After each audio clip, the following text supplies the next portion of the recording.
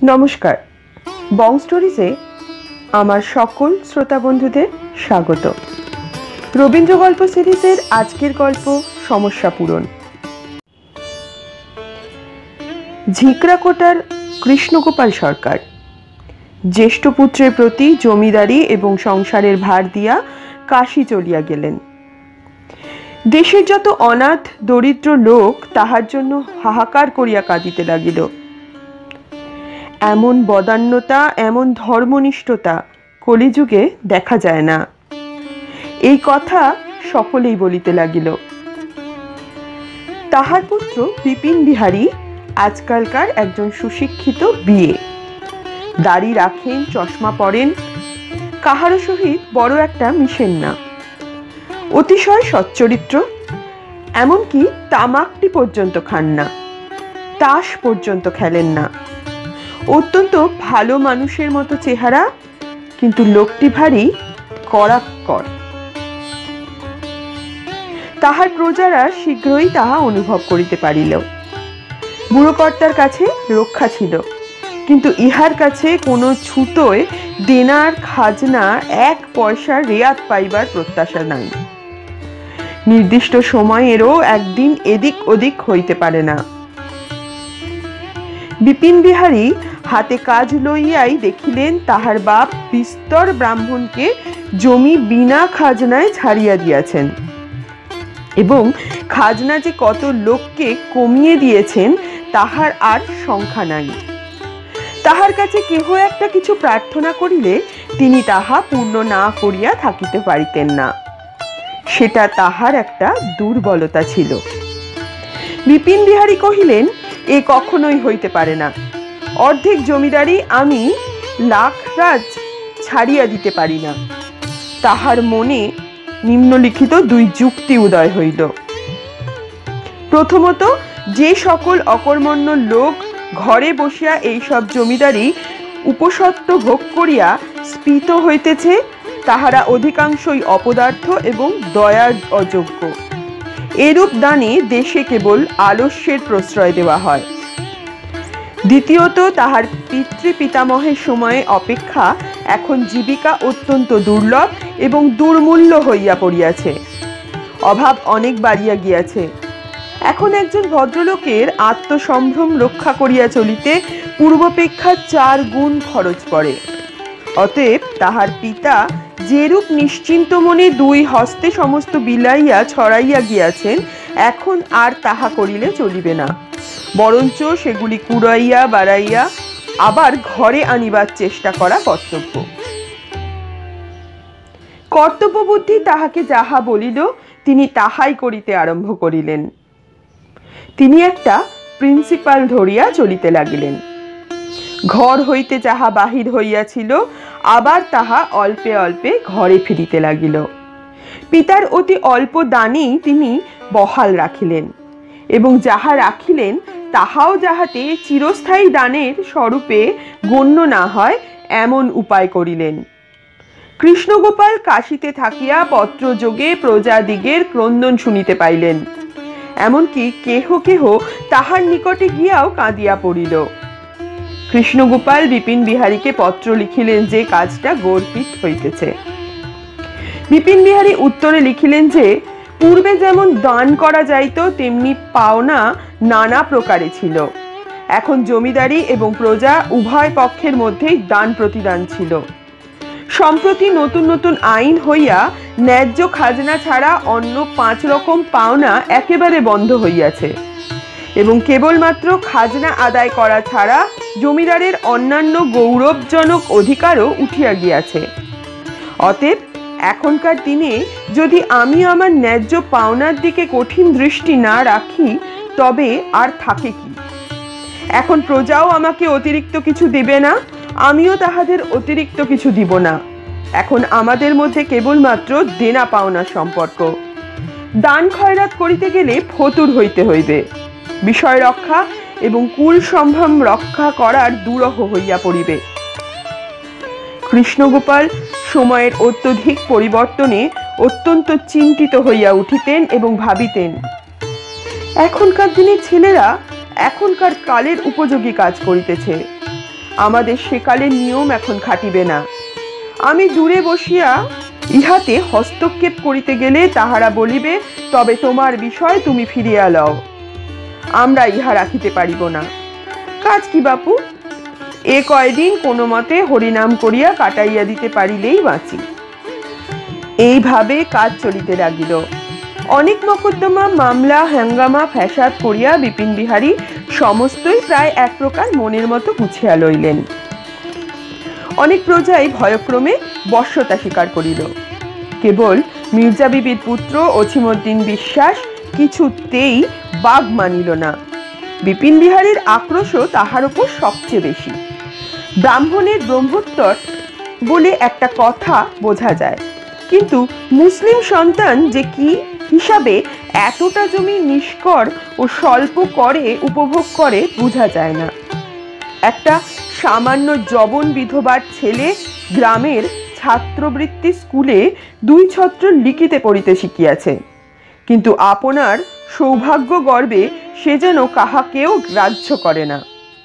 বিপিন পুরাতন কর্মচারীদের কাছে জানতে পারিলেন, কর্তার আমল হইতে বাস্তবিক ইহার বহুকাল অনুগ্রহ পাইয়া আসিতেছে, কিন্তু এ অনুগ্রহের কোনো বিশেষ কারণ তাহারা নির্ণয় করিতে পারে না। বোধ করি অনাথা বিধবা নিজ দুঃখ জানাইয়া কর্তার দয়া উদ্রেক করিয়াছিল, কিন্তু বিপিনের নিকট এই অনুগ্রহ সর্বাপেক্ষা অযোগ্য বলিয়া প্রতিভাত হইল। বিশেষত ইহাদের পূর্বেকার দরিদ্র অবস্থা বিপিন দেখেন নাই। এখন ইহাদের সচ্ছলতার বাড়াবাড়ি এবং অপর্যাপ্ত দম্ভ দেখিয়া বিপিনের মনে হইত ইহারা যেন তাহার দয়া দুর্বল সরল পিতাকে ঠকাইয়া ইহাদের বিষয়ের এক অংশ চুরি করিয়া লইয়াছে। অছিমদ্দিও উদ্ধত প্রকৃতির যুবক। সে বলিল, প্রাণ যাইবে তবু আমি আমার অধিকারের এক তিল ছাড়িব না। উভয় পক্ষ ভারী যুদ্ধ বাঁধিয়া উঠিল। অছিমদ্দির বিধবা মাতা ছেলেকে বারবার করিয়া বুঝাইল, জমিদারের সহিত কাজিয়া করিয়া কাজ নাই। এতদিন যাহার অনুগ্রহে জীবন কাটিল, তাহার অনুগ্রহের পরেই নির্ভর করা কর্তব্য। জমিদারের প্রার্থনা মতো কিছু ছাড়িয়া দেওয়া যাক। অছিমদ্দি কহিল, মা, তুমি এ সকল বিষয় কিছুই বোঝো না। মকদ্দমায় অছিমদ্দি একে একে হারিতে আরম্ভ করিল, কিন্তু যতই তার হার হইতে লাগিল ততই তাহার জিদ বাড়িয়া উঠিল। তাহার সর্বস্বের জন্য সে সর্বস্বই পণ করিয়া বসিল। মির্জা বিবি একদিন বৈকালে বাগানের তরি তরকারির কিঞ্চিত উপহার লইয়া গোপনে বিপিনবাবুর সহিত সাক্ষাৎ করিলেন। বৃদ্ধা যেন তাহার সকরুণ মাতৃদৃষ্টির দ্বারা সস্নেহে বিপিনের সর্বাঙ্গে হাত বুলাইয়া কহিল, তুমি আমার বাপ, আল্লাহ তোমার ভালো করুন। বাবা, অছিমকে তুমি নষ্ট করিও না, ইহাতে তোমার ধর্ম হইবে না। তাহাকে আমি তোমার হস্তেই সমর্পণ করিলাম। তাহাকে নিতান্তই অবশ্য প্রতিপাল্য একটি অকর্মণ্য ছোট ভাইয়ের মতো গ্রহণ করো। সে তোমার অসীম ঐশ্বর্যের ক্ষুদ্র এক কণা পাইয়াছে বলিয়া ক্ষুণ্ণ হইও না বাপ। অধিক বয়সের স্বাভাবিক প্রগল্ভতা বশত বুড়ি তাহার সহিত ঘরকন্যা পাতাইতে আসিয়াছে দেখিয়া বিপিন ভারী বিরক্ত হইয়া উঠিল। কহিল, তুমি মেয়ে মানুষ, এ সমস্ত কথা বোঝো না। যদি কিছু জানিবার থাকে তোমার ছেলেকে পাঠাইয়া দিও। মির্জা বিবি নিজের ছেলে এবং পরের ছেলে উভয়ের কাছেই শুনিল। সে এ বিষয়ে কিছুই বোঝে না। আল্লাহর নাম স্মরণ করিয়া চোখ মুছিতে মুছিতে বিধবা ঘরে ফিরিয়া গেল। মকদ্দমা ফৌজদারি হইতে দেওয়ানি, দেওয়ানি হইতে জেলা আদালত, জেলা আদালত হইতে হাইকোর্ট পর্যন্ত চলিল। বৎসর দেড়েক এমনি করিয়া কাটিয়া গেল। অছিমদ্দি যখন দেনার মধ্যে আকণ্ঠ নিমগ্ন হইয়াছে, তখন আপিল আদালতে তাহার আংশিক জয় সাব্যস্ত হইল, কিন্তু ডাঙার বাঘের মুখ হইতে যেটুকু বাঁচিল, জলের কুমির তাহার প্রতি আক্রমণ করিল। মহাজন সময় বুঝিয়া ডিক্রি জারি করিল। অছিমদ্দির যথা সর্বস্ব নিলাম হইবার দিন উপস্থিত হইল। সেদিন সোমবার, হাটের দিন। ছোট একটা নদীর ধারের হাট। বর্ষাকালে নদী পরিপূর্ণ হইয়া উঠিয়াছে। কতক নৌকায় কতক ডাঙায় কেনা বেচা চলিতেছে। কলরবের অন্ত নাই। পণ্যদ্রব্যের মধ্যেই এই আষাঢ় মাসে কাঁঠালের আমদানি সবচেয়ে বেশি। ইলিশ মাছও যথেষ্ট। আকাশ মেঘাচ্ছন্ন হইয়া রহিয়াছে। অনেক বিক্রেতা বৃষ্টির আশঙ্কায় বাঁশ পুতিয়া তাহার উপর একটা কাপড় খাটাইয়া দিয়াছে। অছিমদ্দিও হাট করিতে আসিয়াছে, কিন্তু তাহার হাতে একটি পয়সাও নাই, এবং তাহাকে আজকাল কেহ ধারেও বিক্রয় করে না। সে একটি কাটারি এবং একটি পিতলের থালা হাতে করিয়া আসিয়াছে, বন্ধক রাখিয়া ধার করিবে। বিপিনবাবু বিকেলের দিকে হাওয়া খাইতে বাহির হইয়াছেন। সঙ্গে 2-3 জন লাঠি হস্তে পাইক লইয়াছেন। কলরবে আকৃষ্ট হইয়া তিনি একবার হাট দেখিতে ইচ্ছুক হইলেন। হাটের মধ্যে প্রবেশ করিয়া দাড়ি কলুকে কৌতূহলবশত তাহার আয় ব্যয় সম্বন্ধে প্রশ্ন করিতেছিলেন। এমন সময় অছিমদ্দি কাটারি তুলিয়া বাঘের মতো গর্জন করিয়া বিপিনবাবুর প্রতি ছুটিয়া আসিল। হাটের লোক তাহাকে অর্ধপথে ধরিয়া তৎক্ষণাৎ নিরস্ত্র করিয়া ফেলিল। অবিলম্বে তাহাকে পুলিশের হস্তে অর্পণ করা হইল, এবং হাটে যেমন কেনাবেচা চলিতেছিল চলিতে লাগিল। বিপিনবাবু এই ঘটনায় মনে মনে যে খুশি হন নাই তা বলা যায় না। আমরা যাহাকে স্বীকার করিতে চাহি, সে যদি আমাদিগকে থাবা মারিতে আসিবে, এইরূপ বজ্জাতি এবং বেয়াদপি অসহ্য। যাহা হোক, বেটা যেরূপ বদমাইশ, সেইরূপ তাহার উচিত শাস্তি হইবে। বিপিনের অন্তঃপুরে মেয়েরা আজিকার ঘটনা শুনিয়ে কণ্টকিত হইয়া উঠিলেন। সকলেই বলিলেন, মা গো, কোথাকার বজ্জাত হারামজাদা বেটা। তাহার উচিত শাস্তির সম্ভাবনায় তাহারা অনেকটা সান্ত্বনা লাভ করিলেন। এদিকে সেই সন্ধেবেলায় বিধবা অন্নহীন পুত্রহীন গৃহ মৃত্যুর অপেক্ষাও অন্ধকার হইয়া গেল। এ ব্যাপারটা সকলে ভুলিয়া গেল। আহারাদি করিল, শয়ন করিল, নিদ্রা দিল। কেবল একটি বৃদ্ধার কাছে পৃথিবীর সমস্ত ঘটনার মধ্যে একটাই সর্বাপেক্ষা বৃহৎ হইয়া উঠিল। অথচ ইহার সহিত যুদ্ধ করিবার জন্য সমস্ত পৃথিবীতে আর কেহ নাই। কেবল দ্বীপহীন কুটির প্রান্তে কয়েকখানি জীর্ণ অস্থি এবং একটি হতশ্বাস ভীত হৃদয়। ইতিমধ্যে 3 অতিবাহিত হইয়া গিয়াছে। কাল ডেপুটি ম্যাজিস্ট্রেটের নিকট বিচারের দিন নির্দিষ্ট হইয়াছে। বিপিনকেও সাক্ষী দিতে যাইতে হইবে। ইতিপূর্বে জমিদারকে কখনো সাক্ষ্য মঞ্চে দাঁড়াইতে হয় নাই, কিন্তু বিপিনের ইহাতে কোনো আপত্তি নাই। পরের দিন যথাসময়ে পাগড়ি পরিয়া, ঘড়ির চেন ঝুলাইয়া, পালকি চড়িয়া মহা সমারোহে বিপিনবাবু কাছারিতে গিয়া উপস্থিত হইলেন। এজলাসে আজ আর লোক ধরে না। অতএব এত বড় হুজুক আদালতে এর আগে কোনোদিন ঘটে নাই। যখন মোকদ্দমা উঠিতে আর বড় বিলম্ব নাই, এমন সময় একজন বরকন্দাজ আসিয়া বিপিনবাবুর কানে কানে কি একটা কথা বলিয়া দিল। তিনি ততস্থ হইয়া আবশ্যক আছে বলিয়া বাহিরে চলিয়া গেলেন। বাহিরে আসিয়া দেখিলেন, কিছু দূরে এক বটতলায় তাহার বৃদ্ধ পিতা দাঁড়াইয়া আছেন। খালি পা, গায়ে একখানি নামাবলী, হাতে হরিনামের মালা। কৃষ্ণ শরীরটি যেন স্নিগ্ধ জ্যোতির্ময়। ললাট হইতে একটি শান্ত করুণা বিশ্বে বিকীর্ণ হইতেছে। বিপিন চাপকান জোব্বা এবং 8 প্যান্টুলুন লইয়া কষ্টে তাহাকে প্রণাম করিল। মাথার পাগড়িটি নাসা প্রান্তে নামিয়া আসিল। ঘড়িটি জেব হইতে বাহির হইয়া পড়িল। সেগুলি শশব্যস্তে সরাইয়া লইয়া পিতাকে নিকটবর্তী উকিলের বাসায় প্রবেশ করিতে অনুরোধ করিলেন। কৃষ্ণগোপাল কহিলেন, না, আমার যাহা বক্তব্য আমি এখানেই বলিয়া লই। বিপিন অনুচরগণ কৌতূহলী লোকদিগকে দূরে ঠেলিয়া রাখিল। কৃষ্ণগোপাল কহিলেন, অছিম যাহাতে খালাস পায়, সেই চেষ্টা করিতে হইবে এবং উহার যে সম্পত্তি কাড়িয়া লইয়াছ তাহা ফিরাইয়া দিবে।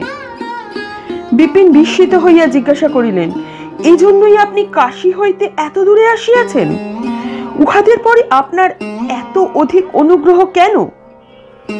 কৃষ্ণগোপাল কহিলেন, সে কথা শুনিয়া তোমার লাভ কি হইবে বাপু? বিপিন ছাড়িল না, কহিলেন, অযোগ্যতার বিচার করিয়া কত লোকের কত দান ফিরাইয়া লইয়াছি, তাহার মধ্যে এত ব্রাহ্মণও ছিল, আপনি তাহার কিছুতে হস্তক্ষেপ করেন নাই। আর এই মুসলমান সন্তানের জন্য আপনার এত দূর পর্যন্ত অধ্যাবসায়। আজ এত কাণ্ড করিয়া অবশেষে যদি অছিমকে খালাস দিতে এবং সমস্ত ফিরাইয়া দিতে হয় তো লোকের কাছে কি বলিব? কৃষ্ণগোপাল কিয়ৎক্ষণ চুপ করিয়া রহিলেন। অবশেষে দ্রুত কম্পিত অঙ্গুলিতে মালা ফিরাইতে ফিরাইতে কিঞ্চিত কম্পিত স্বরে কহিলেন, লোকের কাছে যদি সমস্ত খুলিয়া বলা আবশ্যক মনে করো তো বলিও, অছিমুদ্দিন তোমার ভাই হয়, আমার পুত্র। বিপিন চমকাইয়া উঠিয়া কহিল, জবনীর গর্ভে? কৃষ্ণগোপাল বলিলেন, হ্যাঁ বাপু। বিপিন অনেকক্ষণ স্তব্ধ হইয়া থাকিয়া কহিল, সেসব কথা পরে হইবে, এখন আপনি ঘরে চলুন। কৃষ্ণগোপাল কহিলেন, না, আমি তো আর গৃহে প্রবেশ করিব না, আমি এখনই এখান হইতে ফিরিয়া চলিলাম, এখন তোমার ধর্ম যাহা উচিত বোধ হয় করিও। বলিয়া আশীর্বাদ করিয়া অশ্রু নিরোধক পূর্বক কম্পিত কলবরে ফিরিয়া চলিলেন। বিপিন কি বলিবে কি করিবে ভাবিয়া পাইল না, চুপ করিয়া দাঁড়াইয়া রহিল। কিন্তু এটুকু তাহার মনে উদয় হইল, সে কালের ধর্মনিষ্ঠতা এইরূপই বটে। শিক্ষা ও চরিত্রে আপনাকে আপনার পিতার চেয়ে ঢের শ্রেষ্ঠ বোধ হইল। স্থির করিলেন, একটা প্রিন্সিপাল না থাকার এই ফল। আদালতে যখন ফিরিলেন তখন দেখিলেন শীর্ণ ক্লিষ্ট শুষ্ক শ্বেত উষ্ঠধার দীপ্ত নেত্র অছিম দুই পাহারাওয়ালার হস্তে বন্দী হইয়া একখানি মলিন চির পড়িয়া বাহির হইয়া দাঁড়িয়ে আছে। সে বিপিনের ভ্রাতা। ডেপুটি ম্যাজিস্ট্রেটের সহিত বিপিনের বন্ধুত্ব ছিল। মকদ্দমা এক প্রকার গোলমাল করিয়া ফাঁসিয়া গেল এবং অছিমও অল্পদিনের মধ্যে পূর্বাবস্থায় ফিরা পাইল। কিন্তু তাহার কারণ সেও বুঝিতে পারিল না, অন্য লোকেও আশ্চর্য হইয়া গেল। মকদ্দমার সময় কৃষ্ণগোপাল আসিয়াছিলেন সে কথা রাষ্ট্র হইতে বিলম্ব হইল না। সকলেই নানা কথা কানাকানি করিতে লাগিল। সূক্ষ্ম বুদ্ধি উকিলেরা ব্যাপারটা সমস্তই অনুমান করিয়া লইল।